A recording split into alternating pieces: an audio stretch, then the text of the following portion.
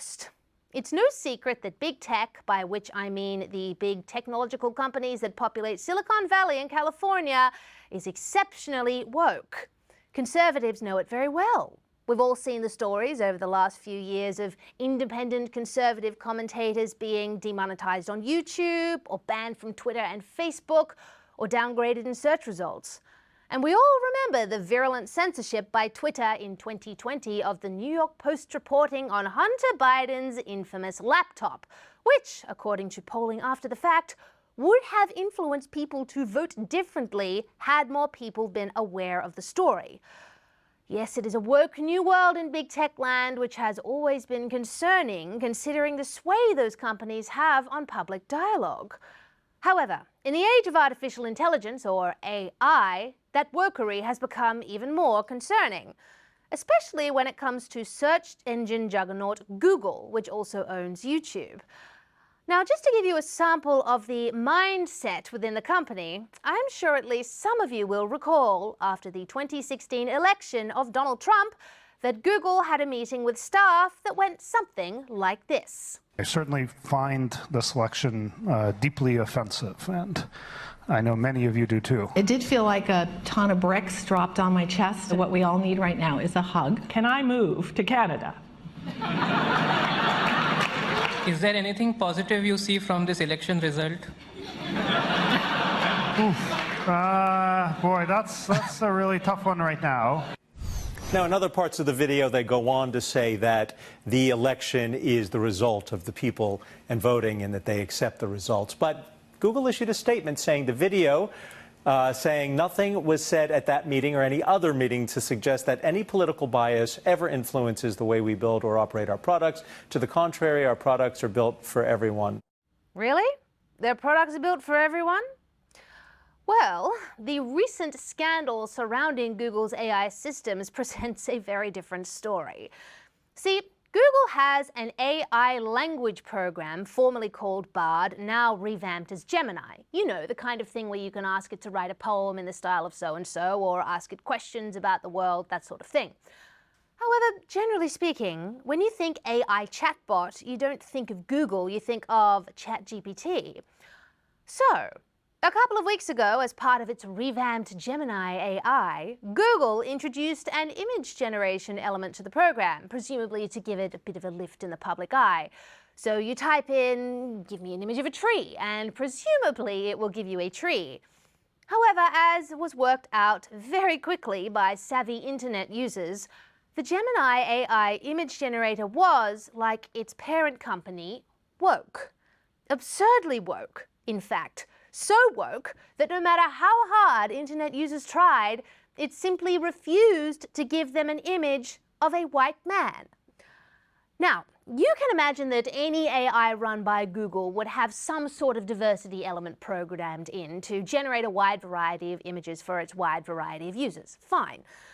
But somewhere along the line, the diversity barometer got jacked up to about the highest level it could go, which was evidenced by the ridiculously, historically inaccurate images the AI bot was made to generate.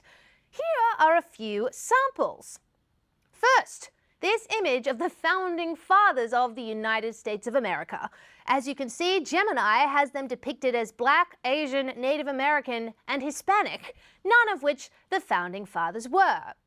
Then we have this image of what the Pope supposedly looks like, even though there has never been a black or a female Pope. Then we have this interesting depiction of Black and Asian Vikings, very historically inaccurate, and these images of Black and Asian medieval knights. But wait, it gets worse. Google even generated this image of Black and Asian Nazis, which is most certainly not an accurate depiction of those early 20th century German nationalists. In fact, in experimenting with the image bot, the only way that creator for the Daily Wire, Frank J. Fleming, could get Gemini AI to produce an image of a white man was to ask for an image of a guy who would be named Seamus, which is, of course, a common Irish name. However, in addition to the white guy was a black man, a South Asian man, and a white woman with red hair. Needless to say, Google very quickly removed Gemini AI's image generator thanks to all of the public ridicule, with a promise to bring it back, presumably with the work steroids removed. Well, at least in part, this is Google. And unsurprisingly, the company's stock dipped 6% in 5 days. Now, look, while all of this is undoubtedly very amusing, it's also quite terrifying, considering AI is well and truly on the march and will likely soon play as integral a role in society as, well, Google itself does. Now, none of which surprises me. I mean, I've been predicting that one day the droids will rise up and take over since the invention of the iPhone. But do we really want them rising up like this? I don't think so. So, the logical question to ask here is who exactly was responsible for this equity-laden image generator? And was this style of image generation an accident or a deliberate attempt to push a far-left, progressive ideology onto the world at large that got a little bit overexcited? Well, given at least 2 people who are involved at a high level with Google's AI initiatives, it may well be the latter. First, there's Jack Krawczyk, the Senior Director of Product at Google, and he's currently working on Gemini Experiences, whose 2018 tweets have gone viral in the last week or so. Namely, one that reads, "White privilege is effing real. Don't be an a-hole and act guilty about it. Do your part in recognizing bias at all levels of egregious." Not even sure that's grammatically correct. But clearly, a race-baiting lefty who would likely have no problem greenlighting a suite of non-white founding fathers. Second, there's Jen Genai, the founder of Google's AI Responsibility Initiative, who, as uncovered by a conservative commentator and Daily Wire host Matt Walsh, has shown pretty strong support for treating her team members differently based on their race. In a totally progressive way, of course. A corporate study found that talented white employees enter a fast track on the corporate ladder, arriving in middle management well before their peers, while talented Black, Hispanic, or Latinx professionals broke through much later. Effective mentorship and sponsorship were critical for retention and executive level development of Black, Hispanic, and Latinx employees. So this leads me into sharing an inclusion failure of mine, one of many, but just one that I'll share so far. I messed up with inclusion almost right away when I first became a manager. I made some stupid assumptions about the fact that I built a diverse team, that then they'd simply feel welcome and will feel supported. I treated every member of my team the same and expected that that would lead to equally good outcomes for everyone. That was not true. I got some feedback that a couple of members of my team didn't feel they belonged because there was no one who looked like them in the broader org or our management team. It was a wake-up call for me. First, I shouldn't have had to wait to be told what was missing. It was on me to ensure I was building an environment that made people feel they belong. It's a myth that you're not unfair if you treat everyone the same. There are groups that have been marginalized and excluded because of historic systems and structures that were intentionally designed to favor one group over another.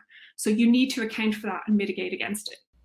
She's using all the buzzwords, anti-racism, ally, and the rest. And then there's this woke word salad. Allyship involves the active steps to support and amplify the voice of members of marginalized groups in ways that they cannot do alone. In the workplace, this can involve many things, from being an active mentor or sponsor to those from historically marginalized communities, to managers of managers setting specific goals in hiring and growth for their teams to ensure fairness and equity of opportunity and outcomes for underrepresented populations. However, back to the point about language being very important, using the title of ally can also come across as othering.